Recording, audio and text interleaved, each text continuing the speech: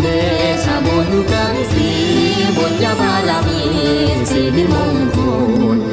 เกินล้นเป็นผลหนทางส่องจรันเสริงสางตั้งทางส่องสวัยเกิดไกลไปทั่วธานีโมกุมคือสีมังมีนิธิพรอันบวรเลื่อนลำยังถึงสุขเกษมเลื่องเลื่องถึงกาลภาวสารทิมสถา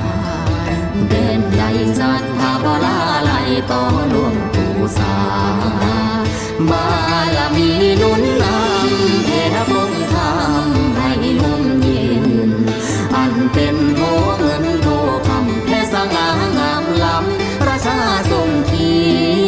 ดีที่สุขีนานเนินมาดลผลเดินปรารถนาพรชัย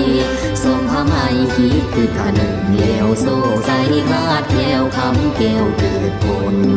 วิไลลุ่น